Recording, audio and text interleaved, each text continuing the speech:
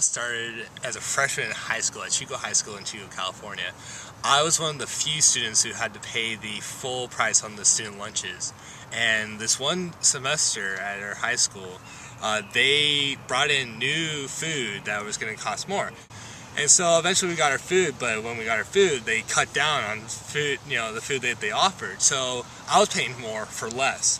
And that opened my eyes to see that kind of system applies to various spheres in government practices and government programs, where some people are treated differently than others for no arbitrary reason other than what money you make as an income.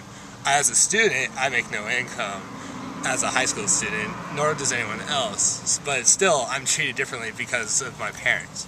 And I thought that was unfair, and that made me look into other spheres of government and see how practices work there, and that just shaped my views to get more actively involved in trying to see what it is how our relationship is with the government and what we can do to change things.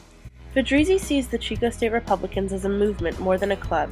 A meeting, he says, is more like an open forum to discuss political issues and plan for events in the upcoming weeks. Earlier this year, Fedrizzi spearheaded the project to bring former Republican presidential candidate Ron Paul to Chico State.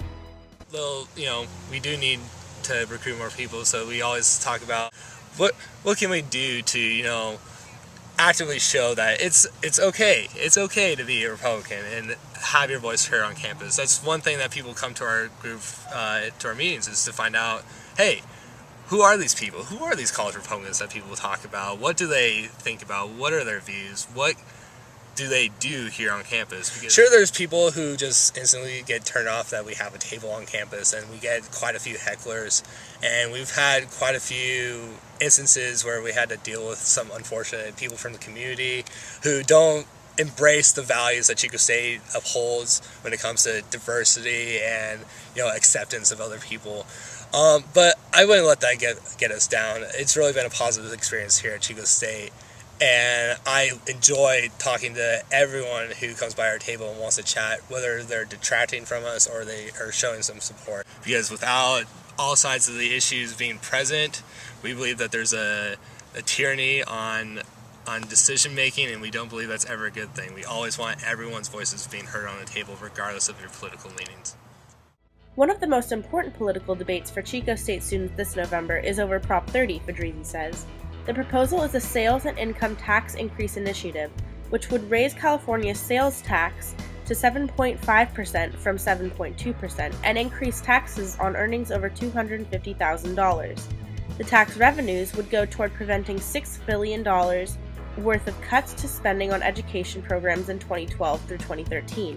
So I would recommend a no vote on Prop 30 for the sake that what is it in Prop 30 that's going to keep the CSU solvent? Because right now the CSU Board of Trustees just holding us hostage by saying that if you vote yes, we're going to give you money. If you vote no, we're going to jack up the rates. And I think enough is enough. We can't let the CSU Board of Trustees just arbitrarily charge us or discount us just because of how we vote.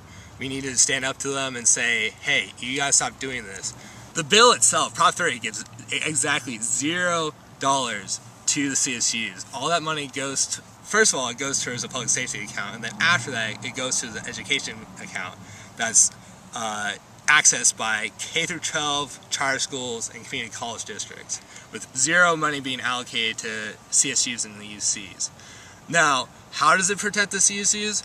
Where does this $500 tuition rebate come from that they keep talking about?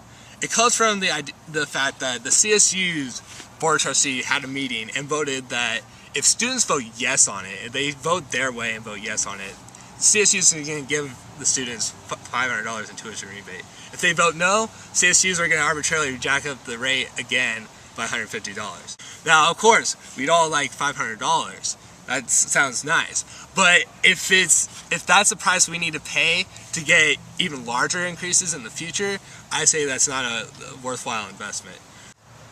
Do I see a political future for myself? Now, it's funny that you say that, because there has been a lot of buzz about people in the community wanting me to consider a future in politics, both at the local and a regional level. Perhaps after I live my life and, have a family and, do several great things in the community through my job and through my volunteer work later on in life, that perhaps, when I'm settling down and in my later years, maybe I'll put my hat in the ring and run for office.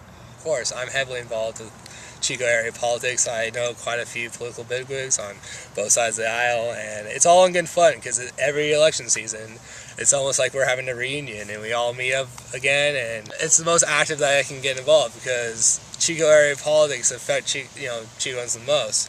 We can talk all day about state and national issues, but it's really the stuff that happens at the local level that people have a face-to-face interaction with every day. So I think that's the most entertaining aspect of it, this isn't some foreign idea that's on the news. This is something that's right here, right now. City Council Chambers is just several blocks that way. You can go over there and make your voices heard, and that's what I enjoy doing myself.